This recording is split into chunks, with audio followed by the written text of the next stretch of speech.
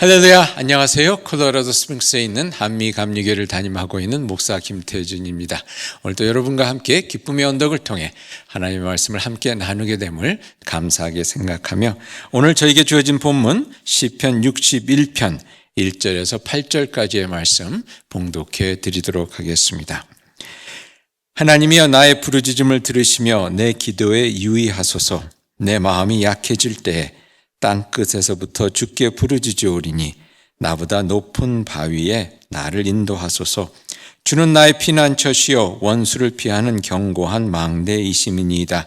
내가 영원히 주의 장막에 머물며 내가 주의 날개 아래에 피하리이다. 주 하나님이여, 주께서 나의 서원을 들으시고 주의 이름을 경외하는 자가 얻을 기업을 내게 주셨나이다.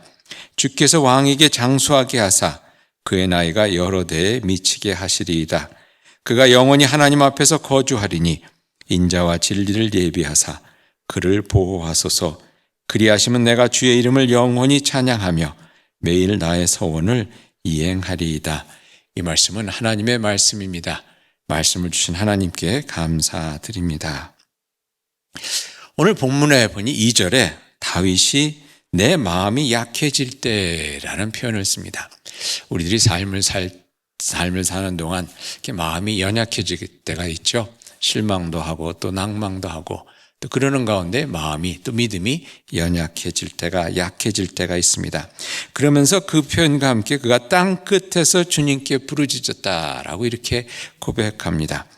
우리 삶 속에 땅 끝에 내몰린 것 같은 그러한 때가 있죠. 그것에서 하나님 앞에 부르짖을 수밖에 없는 그러한 삶의 또 상황을 저희들이 경험하게 됩니다.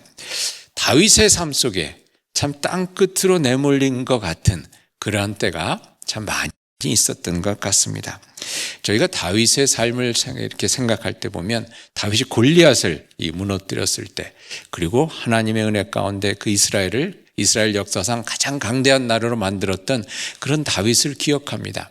좋은 면들을 이렇게 기억하게 되는데, 다윗이 사실 얼마나 고생을 했는지 저희 어느 때는 좀 이렇게 잊어버릴 때가 또 많이 있는 것 같습니다. 다윗은 참 힘들고 어려운 삶을 살았습니다. 땅 끝으로 내몰린 것 같은 그러한 때가 많이 있었죠.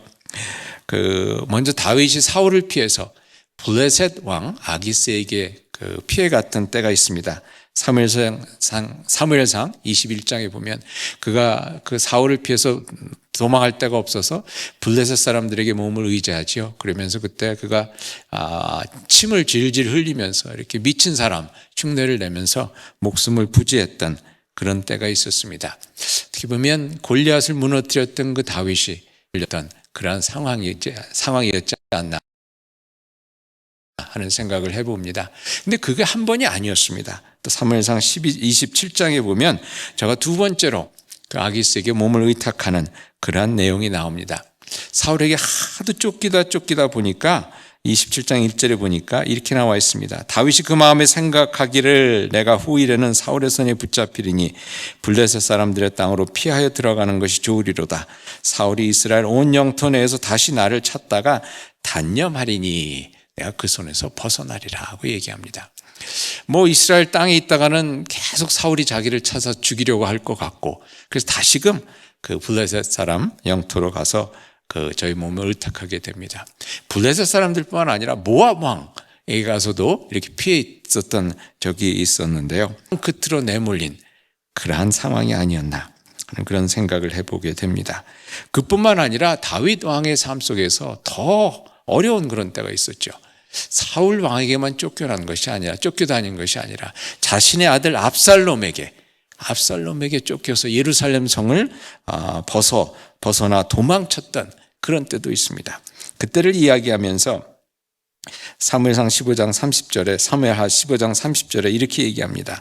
다윗이 감난 산길로 올라갈 때에 그의 머리를 그가 가리며 맨발로 울며 가고 그와 함께 가는 모든 백성들도 각각 자기의 머리를 가리고 울며 올라갔더라. 맨발로 도망가는 그러한 모습, 땅 끝으로 몰린 그러한 다윗의 모습이 아닌가 그런 생각을 합니다.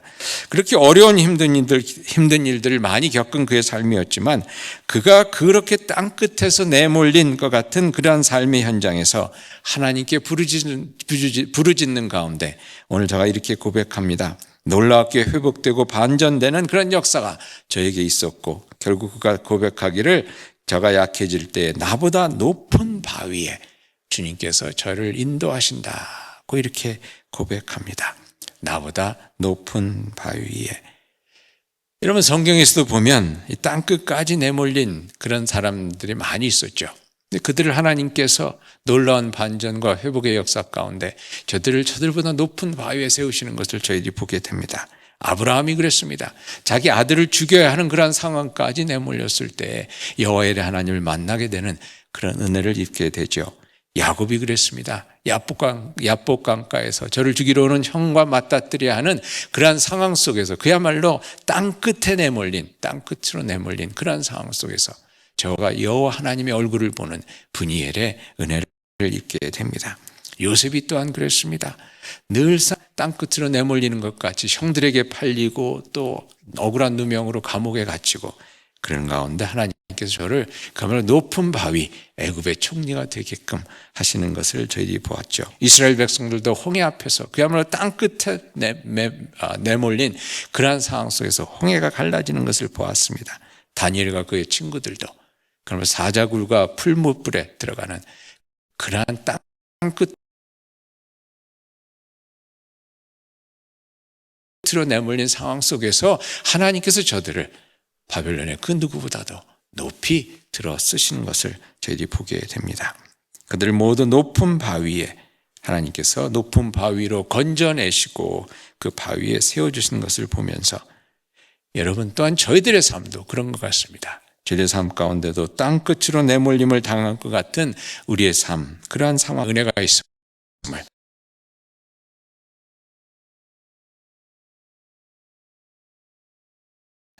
또 하나님의 능력이 있음을 저희들이 또 믿고 오늘도 힘차게 살아가는 저희들이 될 수 있기를 바랍니다. 이사야서에서 이렇게 말씀하죠. 소년이라도 피곤하며 곤비하며 장정이라도 넘어지며 쓰러지되 인생은 넘어지고 쓰러지는 그런 일이 여호와를 악망하는 자는 새 힘을 얻으리니 독수리의 날개치며 올라감 같이 저희들이 힘차게 올라간다는 것입니다. 땅끝에서도 깊은 골짜기에서도 죽음의 골짜기 같은 곳에서도 하나님께서 저희를 높은 바위 위로 독수리가 날개치며 올라감 같이 그렇게 세워주시고 높여주신다는 것을 오늘 저희들이 마음 가운데 다시 한번 새기며 오늘도 그 어떤 어렵고 힘든 일이 우리 앞에 있을지라도 땅끝에 내몰리는 그러한 상황이라도 저희를 높은 바위에 세워주시는 하나님의 은혜와 능력을 믿고 의지하며 힘차게 나아갈 수 있기를 바랍니다. 우리보다 높은 바위 위에 우리를 세워주시는 하나님의 은혜 가운데 오늘도 담대하게 하나님의 자녀답게 살아가는 여러분이 되실 수 있기를 그리스도 이름으로 축원드립니다.